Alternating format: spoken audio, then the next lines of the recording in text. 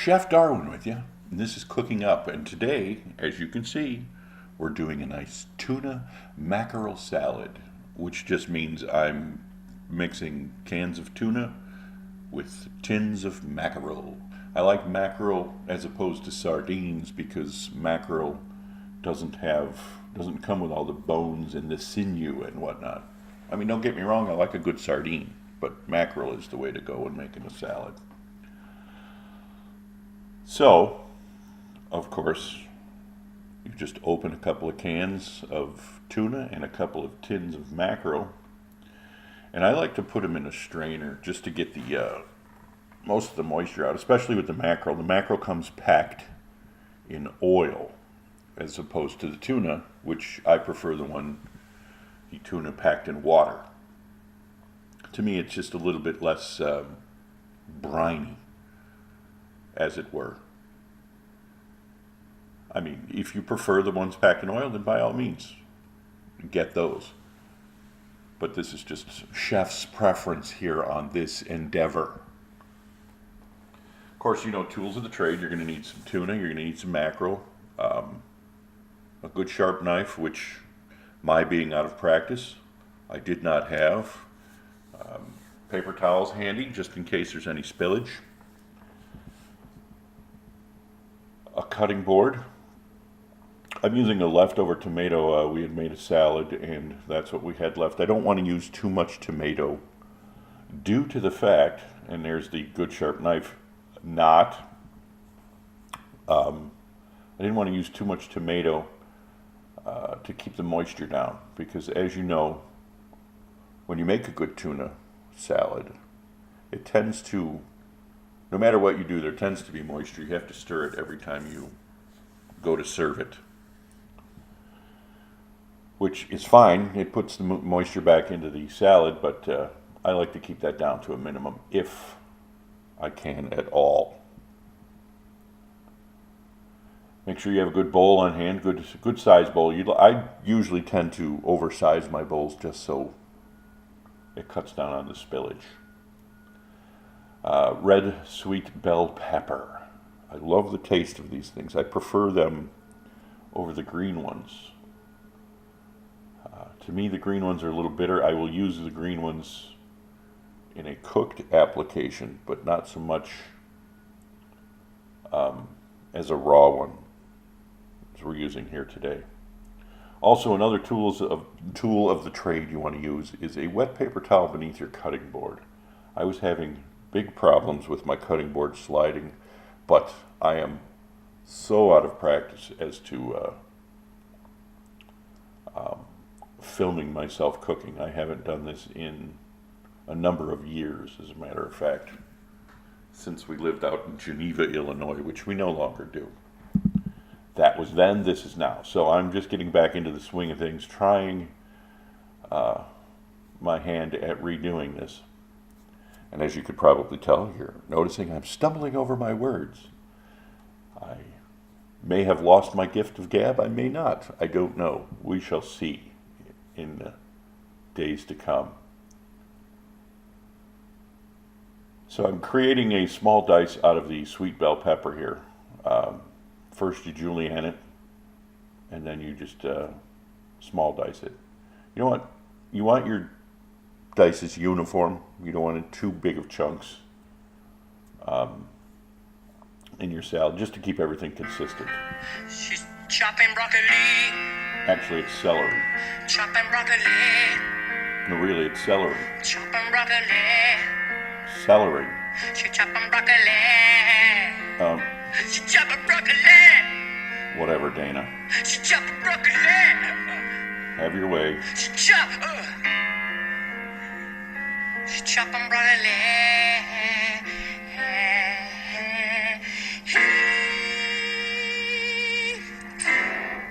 Okay, now that that's over, it actually was celery, or is celery, let's put it that way.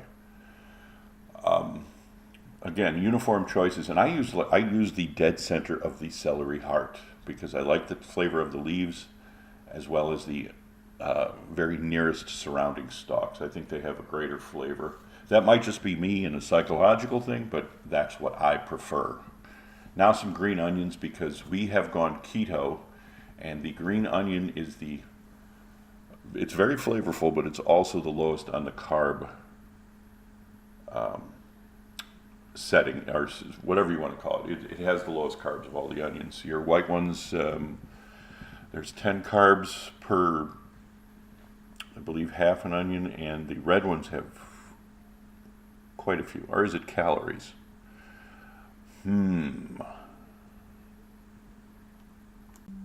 Nope, it's carbs. I just Googled it. Thank goodness for Google. Anyway, again, with the, pardon me, with the uniform sizes, you want every vegetable to be just about the same size to enhance mouthfeel, if you will. Still struggling with that dull knife there. I really need to get my sharpener going and get back into it, full swing, if you will.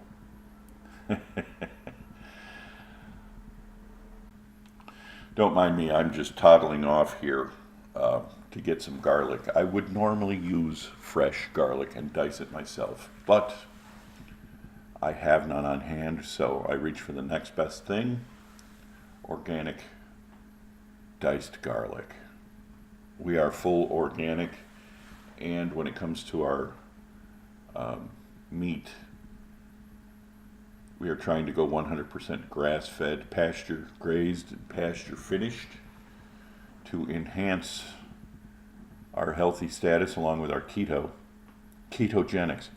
I have to tell you, if you have watched my videos in the past, you will notice quite a weight loss difference. I have dropped 24 pounds since beginning the ketogenic lifestyle. But along with ketogenics, like I said, we've gone completely organic and grass-fed. Our mackerel there that you saw, the can, that's 100% wild caught. I'm not so sure about the tuna, unfortunately, but we are working our way towards 100% wild. It's the hormones and the chemicals that they put in everything that we no longer want in our edibles. Now just adding the tuna and mackerel to the bowl. As you can see, the moisture there from leaving the tuna and the mackerel sit to the side. So we'll just throw that into the bowl and stash those things over there in the cleaning receptacle. And break up the tuna and mackerel down to just about the same size as the vegetables.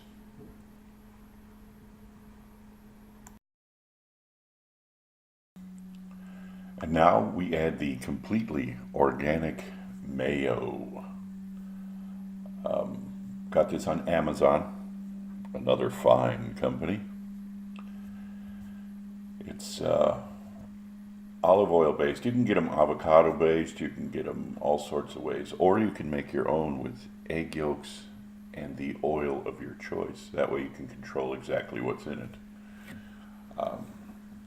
This part of the application is purely optional. You can put in as much or as little as you like. I went with about 3/4 of a cup, give or take, because I like the mackerel and the tuna to be featured as the stars of the show, as opposed to any of the vegetables and or mayo, as it were. Just a little bit more there. So I think that brings us up to about 3/4 of a cup. So remember, I'm using 2 cans of tuna, 2 cans of mackerel, and, well, we went through all the vegetables. And you're looking for something, well, I'm looking for something that's creamy, but that's not mush. I don't particularly care for a mushy tuna salad. Tuna and mackerel salad, in this case. Kicking it up just a little bit for fun. I pretty much emptied out that jar of mayo, but that's okay. I have another one on hand, but it won't be needed for this application. Yay! And now for some fresh homegrown dill. I absolutely love dill. It highlights seafood of all kinds. You could put it on cucumbers, tomatoes, any kind of salad. It really enhances any kind of vegetable dish, really. It just brightens it up and gives it a nice, fresh, light taste.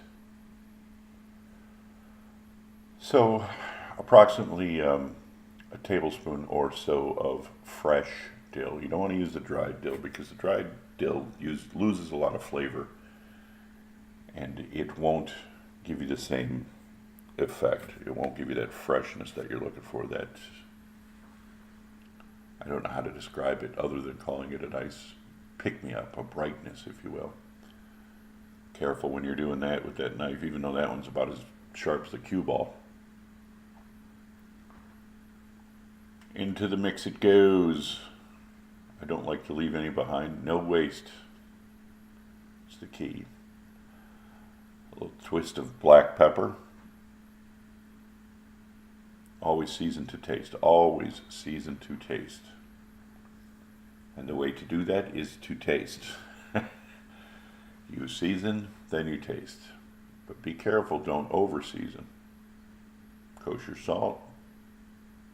Sprinkled from a height. I don't know why, because you're just going to mix this up. Celery salt. Even though there's celery in there, it does add a touch. It's more of a potent celery taste. And red pepper, of course. Just for a little something. A little something, little back note of heat. And then one more stir for fun. Just to get everything incorporated. Now the best way to do this would be to let this chill for as long as you want. But give it at least an hour for the flavors to come together and fully blend. And there's so many things you can do with it. You can hollow out tomatoes, serve it that way. You can hollow out cucumbers, put it in there. Keto bread. There are so many different keto breads out there right now. Microwave biscuits you can do that are all very low carb and keto friendly. So there you have it. Tuna and mackerel salad. Yummy. Let's put that on a plate and make it look pretty. Tastes good too. Thanks for watching. Really appreciate it. This has been Cooking Up. Bye-bye now.